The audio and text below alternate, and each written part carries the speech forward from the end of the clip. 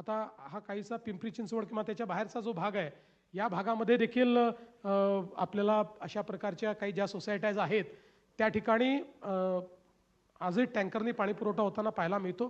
पण आता पुण्याकरता, पुण्यात आलेल्या 32 गावांकरता, जुन्या आलेल्या गावांकरता आणि पिंपरी चिंचवडकरताही पाणी पुरवठ्याच्या नवीन योजनाचं काम चाललेलं आहे. या योजना पूर्ण झाल्यानंतर या सगळ्या भागामध्ये नीट पाणी राहील. सध्या तरी पुण्याला पाण्याची कमतरता असणार नाही, पण पुढच्या काळामध्ये पुण्याकरता नवीन सोर्स हा आम्हाला बघावाच लागेल.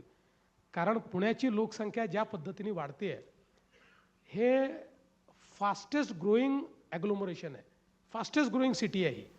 आणि पुढच्याही काळामध्ये आता हा जो काही रिंग रोड होतो आहे ना, या रिंग रोडमुळे म्हणजे मी जेव्हा हा रिंग रोड करायला घेतला त्यावेळी एक साधारणपणे स्टडी केला.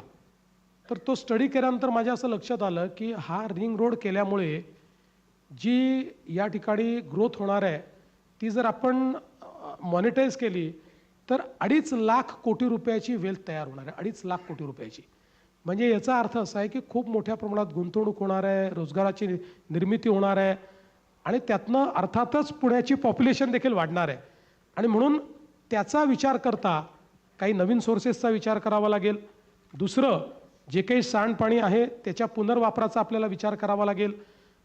आपल्याला रॉ वॉटर जे आहे ते कमी कसं करता येईल त्याचा विचार आपल्याला करावा लागेल. अशा अनेक गोष्टी या पुढच्या काळात आपल्याला कराव्या लागतील.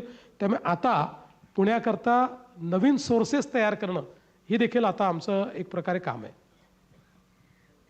मी मध्ये एका रिक्षा ड्रायव्हरबरोबर कुठेतरी पुण्यात फिरत होते. नशिबाने तो मला हो म्हणाला आणि मला घेऊन जात होता, कारण तेही रेअर आहे. तर खूप ट्रॅफिक होतं आणि तोच वैतागला होता आणि तो सारखं ट्रॅफिकला वैतागून काय काय बोलत होता. तर मी त्याला सहज विचारलं, तुम्ही कुठले आहात? तर ते म्हणाले, मी नऱ्ह्याचं आहे. तर मी म्हटलं, मग तुम्ही इथे काय करताय? तुम्ही नऱ्ह्यात का नाही राहतात? तर ते म्हणाले की तिथे काहीच नाही आहे काम करायला, कुठल्याही प्रकारचा रोजगार मला तिथे मिळणार नाही आहे, म्हणून मग मी पुण्यात येऊन रिक्षा चालवतो. तर मला हेच विचारायचं होतं की बऱ्याचदा जेव्हा आपण डेव्हलपमेंटबद्दल बोलतो तेव्हा त्या सेंट्रल झोनबद्दल त्याच्याबद्दल खूप फोकस असतो, कारण तुमचे मतदार जास्त तिथे, डेव्हलपमेंट तिथे जास्त. पण ह्या सगळ्या बाकीच्या नवीन गावांचा ज्याच्यात आता समावेश झाला आहे 23 गावांचा आणि मग परत 11 गावांचा, तर हे डिसेंट्रलायझेशन कधी होणार आणि तिथे रोजगार उपलब्ध करून देणे, तिथे वेगवेगळ्या संधी उपलब्ध करून देणे, ह्याचा विचार तुम्ही करताय का? नाही, हा विचार आपण केलेलाच आहे. पुणे ग्रोथ हब ही जी काही एक संकल्पना आपण मांडली आहे, ही संकल्पना पुण्याचा वाढता विस्तार आणि पुढची अपॉर्च्युनिटी या दोन्हीचा विचार करून आपण Pune as a growth hub, ज्यामध्ये पुणे आहे, ज्यात पिंपरी चिंचवड आहे आणि ज्याच्यामध्ये PMRDAचा एरिया आहे. तुम्ही बघा, ज्यावेळेस मी मागच्या वेळेस मुख्यमंत्री होतो त्यावेळेस हे पुण्याचं रॅपिड अर्बनायझेशन पाहूनच आपण PMRDA तयार केली. आपण जर PMRDA तयार केली नसते तर आता काय परिस्थिती असती हे या ठिकाणी सांगता येत नाही. पण आता PMRDA आणि हा सगळं जे क्षेत्र आहे याचा एकात्मिक विचार करून पुण्याला आपल्याला ग्रोथ हब तयार करायचा आहे. आज बघा, आपण जर महाराष्ट्राचा विचार केला तर महाराष्ट्राची अर्थव्यवस्था जी आहे किंवा महाराष्ट्राचा जो GDP आहे हा $580 बिलियन आहे, $580 बिलियन आहे. त्याच्यामध्ये पुण्याचं कॉन्ट्रीब्युशन जे आहे ते $70 बिलियन आहे. म्हणजे मोठं कॉन्ट्रीब्युशन करणारं पुणे आहे. पण पुण्याचं पोटेन्शियल किती आहे? तर पुण्याचं पोटेन्शियल हे जवळपास $280 बिलियन पर्यंत एकट्या पुण्याचं पोटेन्शियल आहे की पुणे एवढं कॉन्ट्रीब्यूट करू शकतं. आणि म्हणून हे जे जवळपास 4 पट जे कॉन्ट्रीब्युशन पुणे करू शकतं, या दृष्टीने पुण्याला कसं विकसित करायचं, त्या पद्धतीचं इन्फ्रास्ट्रक्चर, त्या पद्धतीचं टाउन प्लॅनिंग, या सगळ्या गोष्टी आता आपण हातामध्ये घेतल्या आहेत. आणि ग्रोथ हब ज्यावेळेस आपण विचार करतो, आजही बघा, एक मागची वेव होती ही IT ची वेव होती. IT च्या वेवमध्ये पुण्याने तुलनेनं बरं काम केलं. खूप चांगलं मी म्हणणार नाही, पण तुलनेनं पुण्यानं चांगलं काम केलं. आपल्याला याहीपेक्षा जास्त स्कोप होता. हैदराबाद असेल किंवा बंगलोर असेल, काही ना काही प्रमाणात मुंबईने मोठा लॉस केला आणि थोडा पुण्याने केला. पण आता नवीन वेव आहे, ती वेव IT ची नाही, ती आता GCCची वेव आहे. आणि ग्लोबल कॅपेबिलिटी सेंटरची जी वेव आहे याच्यामध्ये मात्र पुणे मागे राहणार नाही. कारण आत्ताच गेल्या 2-3 वर्षातला जर आपण विचार केला तर Pune accounts for 25% of the GCCs which have come to India.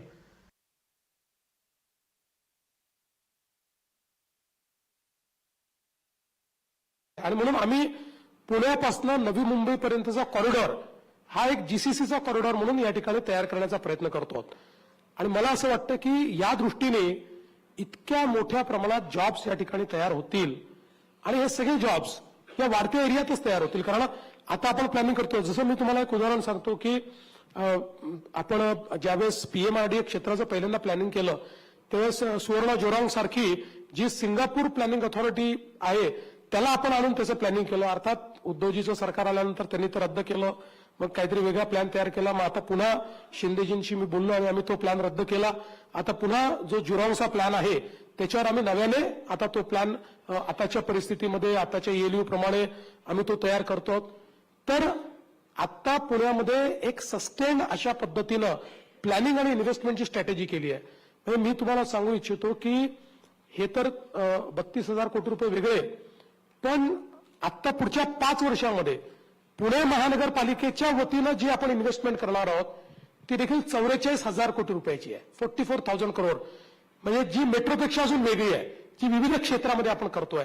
त्यामुळे आताचा आपला जो अप्रोच आहे हा कोणीतरी नगरसेवक सांगतो म्हणून हे काम कर, कोणीतरी मुख्यमंत्री सांगतो म्हणून ते काम कर, आमदार सांगतो म्हणून हे काम कर, असा नाही आहे.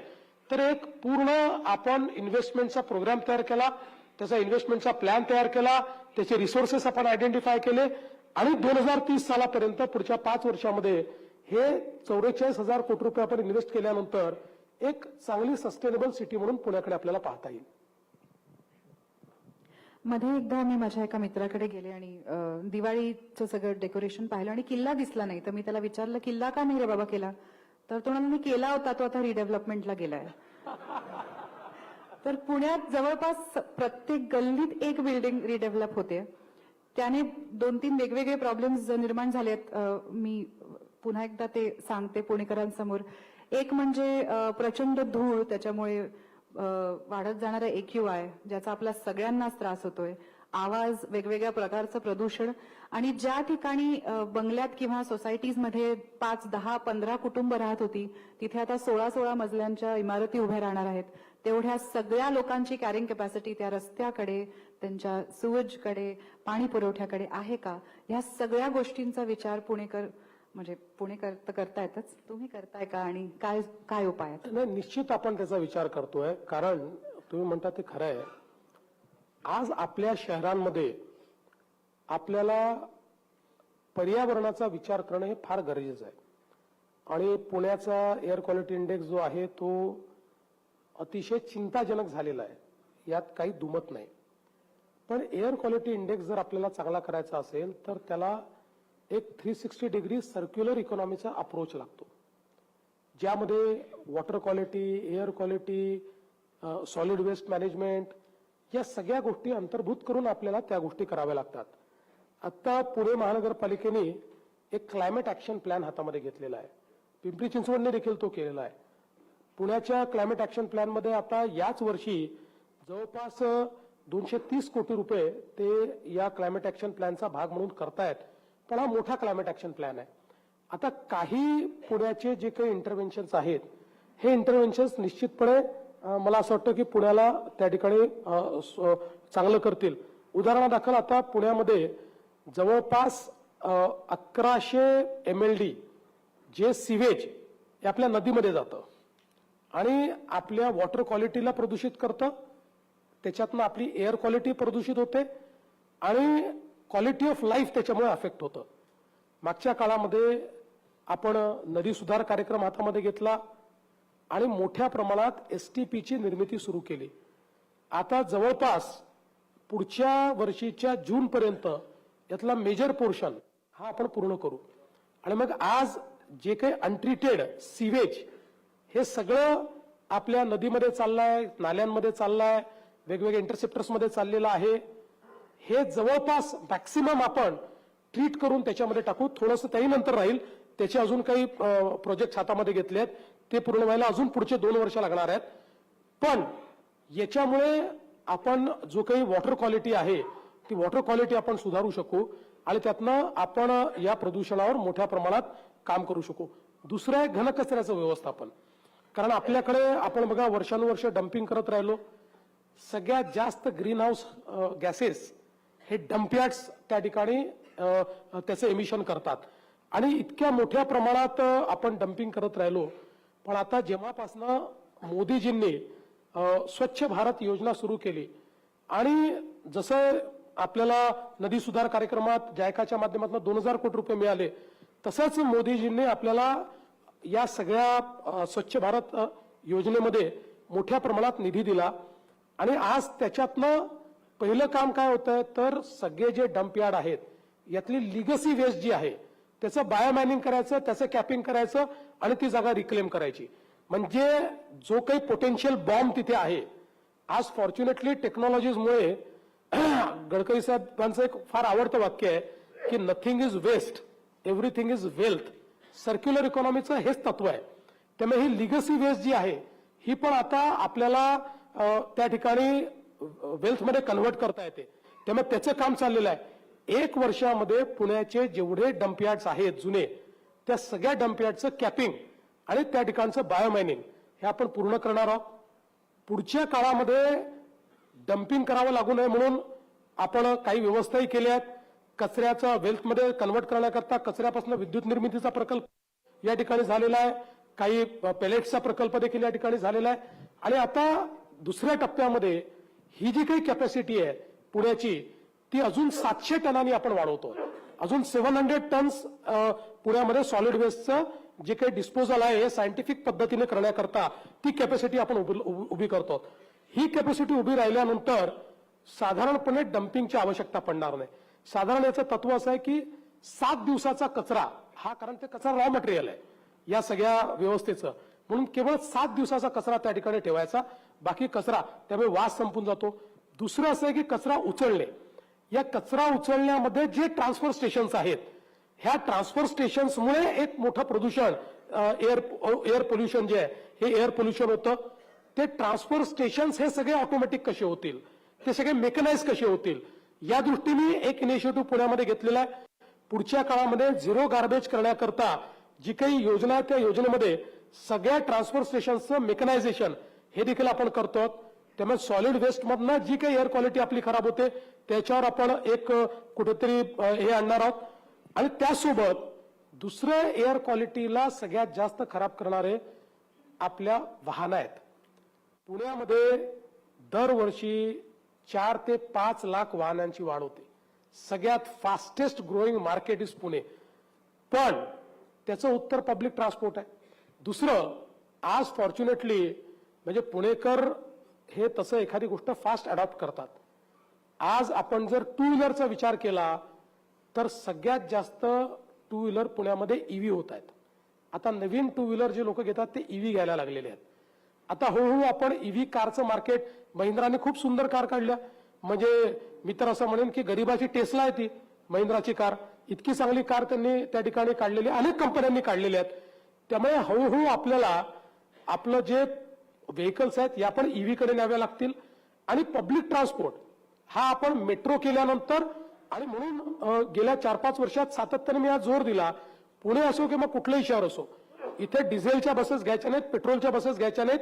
सीएनजी असेल तर सीएनजी वर चालवा आणि नाही तर इलेक्ट्रिक बसेस घ्यायच्या. आणि आता मोठ्या प्रमाणात केंद्र सरकारही आपल्याला इलेक्ट्रिक बसेस देते आहे. मला वाटतं पुण्याला आताच मुरली अण्णा सांगतील 1000 इलेक्ट्रिक बसेस आता केंद्र सरकारने आता नुकतेच पुण्याला दिलेल्या आहेत. त्यामुळे हे ज्यावेळेस पब्लिक ट्रान्सपोर्ट म्हणजे वी आर द बिगेस्ट पोल्युटर, हे सगळं पब्लिक ट्रान्सपोर्ट हे बिगेस्ट पोल्युटर आहे. हे सगळं ज्यावेळी आपण ईव्हीवर नेऊ किंवा अल्टरनेट फ्युएलवर नेऊ त्यावेळी पुन्हा एकदा हे जे काही प्रदूषण आहे हे प्रदूषण कमी येईल. आणि मग चौथा मुद्दा जो महत्वाचा तुम्ही मांडला, आता नव्याने आपण कन्स्ट्रक्शन करता एसओपीज तयार करतो. कारण हे खरंच आहे की पुणे रिडेव्हलप होणारच आहे. जुनं पुणे आहे त्या पुण्यामध्ये रिडेव्हलपमेंट होणार आहे आणि 30, 40, 50 वर्षानंतर ती आपली गरजही बदलते. या रिडेव्हलपमेंट करता आता कन्स्ट्रक्शनचे काही नॉर्म्स आपण तयार करतो, काही आहेत पण काही एसओपी नव्याने तयार करतो की ज्या ग्लोबली अप्रूव्ड अशा प्रकारच्या एसओपीज आहेत. त्या एसओपीच्या वापराशिवाय तुम्हाला कन्स्ट्रक्शन करता येणार नाही. म्हणजे जसं आता आपण वेगवेगळ्या परमिशन्स घेतो तशी तुम्हाला तेही एक कंप्लायन्स करावा लागेल. आणि ते जर केलं तर उडणारी धूळ किंवा त्यातनं तयार होणारं प्रदूषण, त्यातनं खराब होणारी एअर क्वालिटी ही देखील आपल्याला ठीक ठेवता येईल. असा एक मल्टीप्रॉंग अप्रोच त्याच्यामध्ये आपण घेतलाय की ज्यातनं ही पुण्याची एअर क्वालिटी. आणि म्हणून मी म्हटलं की पुढचे 5 वर्ष आता जी इन्व्हेस्टमेंट आहे ही सस्टेनेबल इन्व्हेस्टमेंट करायची आहे आणि क्लायमेट प्रूफ अशा पद्धतीनं आपल्याला किंवा क्लायमेटचं संवर्धन. एकीकडे तुम्ही जर सांगताय की गुन्हेगारी संपली पाहिजे आणि दुसरीकडे गुन्हेगारांना तिकीटं आपण देतो आहोत आणि मग त्याच्यामध्ये या पार्टीत तो गेलाय म्हणून दिलाय आणि त्यांच्याशी अलायन्स आहे, या सगळ्या गोष्टीला अर्थ नाही आहे. मी तर असं म्हणेन की म्हणजे ही जी काही पद्धती आहे ना, तो एक गालिबचा शेर आहे की ताउम्र गालिब मैं यही भूल करता रहा, धूर चेहरे पर थी और आईना पोछता रहा. अशा पद्धतीचं हे आहे की आपण इकडे गुन्हेगारीवर बोलायचं आणि तिकडे गुन्हेगारांना तिकीटं द्यायची. मला असं वाटतं योग्य नाही आहे. गुन्हेगार निवडून आले तरीही जर ते गुन्हेगार असतील तर त्यांची जागा महानगरपालिका नसेल, ती जेलच असेल. फक्त तिकीटं देणं नाही, आय थिंक थोडंसं एम्पॉवरिंग पण होतं पुण्यात गुन्हेगारांचं. रस्त्यावरती 5-10 लोक दंगा करत असतील रात्री, तर आता हिंमत होत नाही त्यांना जाऊन असं सांगायची की तुम्ही हे रेसिडेन्शियल एरियामध्ये करू नका, कारण त्यांचा कोणाचा तरी कोणीतरी असतो. तर नाही, काळजी करू नका, या सगळ्यांची कंबर मोडणार आहे, कोणाला सोडत नाही. आपण अगदी शेवटाकडे आलो आहोत. 5च मिनिटं आहेत आपल्याला. अजिबातच हा कार्यक्रम वाढवता येणार नाही आहे, वेळच असा आहे. तर एक रॅपिड फायर प्रथेप्रमाणे करायलाच हवं नाही का? चला तर मग. दादा कोण? चंद्रकांत दादा की अजित दादा? पक्षामध्ये चंद्रकांत दादा, सरकारमध्ये अजित दादा. नाटक की सिनेमा? सिनेमा. कारण नाटक पाहायला वेळ कमी मिळतो, सिनेमा अर्ध्या रात्री डाउनलोड करून पाहता येतो. डेक्कनचं वैशाली का रुपाली? असं आहे की आपण पाणीपुरी सेवपुरी वाले लोक आहोत, त्यामुळे वैशालीच. वा. गणेशोत्सव पुण्यातला का मुंबईतला? गणेशोत्सव पुण्यातला.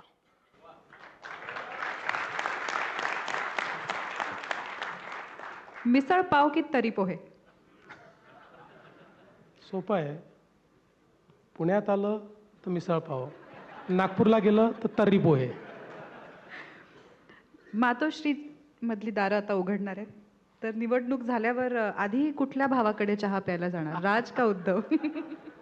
नाही, असं आहे की मातोश्रीतली दारं माझ्याकरता बंद झाली होती. मी प्रयत्न केला तरी ती उघडली नाही. परवा आता कुठल्या तरी मुलाखतीमध्ये उद्धवजी असं म्हणाले की या ठिकाणी मातोश्रीवर टीका करणं सोडलं तर देवेंद्र करता मातोश्रीची दारं उघडी होतील. मी कधीच मातोश्रीवर टीका केली नाही. मी माझ्या टीकेचा स्तर नेहमी ठेवतो. पण मला आता त्यांना एकच सांगायचं आहे, माझ्याकरता महाराष्ट्रातल्या जनतेच्या हृदयातली दारं आता उघडलेली आहेत, त्यामुळे दुसऱ्या दाराची लालसा मला राहिलेली नाही. बाकी चहा प्यायला बोलवलं तर मी कोणाला नाही म्हणत नाही. 2-4 दिवस आता आमची त्या ठिकाणी एकमेकाच्या विरुद्ध सगळं चालेल, पण मी 16 तारखेनंतर कोणासोबत चहा पिऊ शकतो, काही अडचण नाही. तुमच्या स्तरावर काम करणारे सगळे जे राज्यकर्ते असतात त्यांना हे शक्य होतं बऱ्याचदा, हे हेवेदावे संपतात आणि मग सगळं बरोबर होतं, छान होतं. पण अगदी ग्रासरूट लेवलला काम करणारे कार्यकर्ते बऱ्याचदा हे डिफरन्सेस विसरू शकत नाहीत. आणि गेल्या काही दिवसांमध्ये आपण हे पाहिलं आहे की बऱ्याच कार्यकर्त्यांचं मन दुखावलं गेलं आहे. अनेक वर्ष निष्ठावंत असलेले तुमच्या पार्टीचे कार्यकर्ते काही खुश आहेत, काही नाही आहेत. तर शेवटच्या काही प्रश्नांमध्ये मला तुम्हाला असं विचारायचं आहे की तुमच्या पुण्याच्या भाजपाच्या कार्यकर्त्यांना काय सांगाल? बघा, हे राजकारणाचं क्षेत्रच असं आहे, कभी खुशी कभी गम. त्याच्यामुळे राजकारणामध्ये मी नेहमी असं सांगतो की the biggest virtue is patience. पेशन्सशिवाय इथे काही नाही. 10 गोष्टी मनासारख्या होतात तर 20 गोष्टी मनाविरुद्धही होतात. पण तरी देखील या क्षेत्रामध्ये आपल्याला जर टिकायचं असेल तर पेशंटली काम करत राहावं लागतं. आता या निवडणुकीच्या निमित्ताने आमच्यासमोर मोठा प्रॉब्लेम काय आला, 17ला निवडणूक झाली होती. प्रत्येक निवडणुकीनंतर एक नवीन पिढी तयार होते. 17 नंतर एक नवीन पिढी तयार झाली. ज्याला 22ला निवडणूक लढवायची होती, 22ला निवडणूकच झाली नाही. 22पासून एक अजून नवीन पिढी तयार झाली आणि दोन्ही पिढ्या एकत्रितपणे 26च्या निवडणुकीत आम्हाला लढायचं आहे या दृष्टीने त्या ठिकाणी तयार होत्या. दुसरं असं आहे की अनेक वेळा एकेका प्रभागामध्ये 3-3, 4-4 चांगली मंडळी असतात, निष्ठावंत असतात. आणि मग प्रश्न हा पडतो की एका निष्ठावंताला दिलं तरी 3 निष्ठावंत तर राहून जातात. आणि मग त्यांना असं वाटतं की आमच्या निष्ठेत काय कमतरता आहे. बरं, आमच्याकडे अजून तरी अशी फुटपत्ती आली नाही किंवा असं मापही आलं नाही किंवा आर्टिफिशियल इंटेलिजन्सही तयार झालेला नाही कुठला टूल की कोण जास्त त्याच्यामध्ये बाबा आहे हे आपलं शोधून काढायचं, निष्ठावंत कोण जास्त निष्ठावंत आहे हे शोधण्याचा कुठला टूल नाही आहे. तेव्हा कोणालाही आपण एकाला तिकीट दिली की बाकी तिघांना वाटतं आमच्या निष्ठेत काय कमतरता होते, आम्ही इतके वर्ष काम केलं, आम्हाला काय नाही दिलं. दुसरं एक अजून असतं, इलेक्शनमध्ये अनेक वेळा इलेक्टिव्ह मेरिट हा देखील विषय असतो. आपण जेव्हा कॉम्पिटिंग अशा प्रकारच्या व्यवस्थेमध्ये आहोत त्यावेळी कधीकधी चॉईस असतो प्रचंड निष्ठावंत कार्यकर्ता आणि निवडून येणारा कार्यकर्ता. त्यावेळी दुर्दैवाने आजच्या जगामध्ये निष्ठावंतापेक्षा निवडून येणारा हा अनेकदा उजवा ठरतो. आणि मग अशा परिस्थितीमध्ये हे खरंच आहे की हा अन्याय होतो. म्हणून मी इतके वर्ष आता निवडणुका लढवतो आहे. दर निवडणुकीतला एक अनुभव आहे की काही जवळचे लोक दूर जातात, काही लोक अबोला धरतात, काही लोक 3-3 वर्ष बोलत नाहीत. पण मी आपला प्रयत्न करून शेवटी त्यांच्याशी संवाद साधून त्यांच्याशी आपली मैत्री पुन्हा मी स्थापन करत असतो. शेवटचे 2 प्रश्न आहेत. क्वचितच असा नेता बघायला मिळतो जो राजकीय हेवेदावे, पक्षाच्या पातळीवरचे पॉलिटिक्स ह्या सगळ्याच्या पलीकडे जाऊन एक व्यापक दृष्टीने डेव्हलपमेंटकडे, इकॉनॉमिक डेव्हलपमेंटकडे बघतो आणि अशा काही गोष्टी करून ठेवतो ज्या आपल्याला अनेक वर्ष लक्षात राहतात. तो माझ्या मते पॉलिटिशियन किंवा राजकारणी न राहता एक स्टेट्समन होतो. तर असं पोटेन्शियल असलेले नेते आम्ही तुम्हाला समजतो. तर काय वाटतं तुम्हाला याबद्दल? तुम्ही समजता त्याबद्दल मी तुमचे आभार मानतो. तसा होण्याचा प्रयत्न निश्चितपणे आहे. कारण मला असं वाटतं की नेता कोणाला म्हणायचं, माझी डेफिनेशन अगदी स्पष्ट आहे. नेता तो आहे जो अनेकांना इन्स्पायर करू शकतो आणि नेता तो आहे जो 20 वर्ष पुढचं पाहू शकतो. या 2 गोष्टी जर तुमच्यामध्ये असतील तर तुम्ही नेतृत्व करू शकता. त्यामुळे हा माझा प्रयत्न असतो की आपल्या कामातनं, आपल्या व्यवहारातनं लोकांना इन्स्पायरी करता आलं पाहिजे आणि आपल्याला 20 वर्ष पुढचं पाहता आलं पाहिजे, त्याकरता प्लॅन करता आलं पाहिजे. हे जर जमलं तर स्टेट्समन होईल, नाही तर नेता राहील. शेवटचा प्रश्न अगदीच आपण थोडेसे वेळेच्या पुढे आहोत, पण पुणेकरांच्या तुमच्याकडनं काय अपेक्षा आहेत हे तर तुम्हाला एव्हाना कळलं असेल. माझ्याकडे तसे काही प्रश्नही होते. तुमच्या पुणेकरांकडनं काय अपेक्षा आहेत आणि तुम्ही पुणेकरांना या निवडणुकीच्या साठी काय सांगाल? 2च अपेक्षा. सगळ्यात महत्त्वाची अपेक्षा ही आहे की 15 तारखेला मतदानाला जा आणि कमळाचंच बटन दाबा. आणि दुसरी छोटी अपेक्षा जी माझ्या पक्षासहित सगळ्यांकडे आहे, पुण्यामध्ये लागणारे होर्डिंग जरा कमी करा आणि इल्लीगल होर्डिंग तर लावूच नका. इतकं सुंदर शहर आहे, ते शहर इतकं विद्रूप आपण करतो आणि मला तर समजतच नाही की अनेक वेळा मला अनेक होर्डिंग पाहायला मिळतात की ज्या होर्डिंगवर ज्याला बाजूचा ओळखतो की माहीत नाही त्याचा मोठा फोटो असतो आणि फलाने आप्पाचा ढिकाने अण्णाचा वाढदिवस आणि अजून कुठले तरी 4 चेहरे त्याला असे दिसलेले असतात. त्यातला एखादा चेहरा अशी जाड सोन्याची चेन घातलेला चेहरा असतो. हे जे काही आहे ते थोडं आता कंट्रोलमध्ये आलं पाहिजे. आपल्याकडे अजून वेळ आहे. मला अधिकाऱ्यांनी सांगावं असेल तर मी अजून प्रश्न विचारते आणि नाही नाही, तर मला असं आपण वाटतं 10 वाजले आहेत. गृहमंत्री आपणच बसलेला नको आहे. उल्लंघन करायला ना. गृहमंत्र्याला उल्लंघन करता येत नाही. ठीक आहे. धन्यवाद पुन्हा एकदा. थँक्यू. खूप खूप आभार. थँक्यू.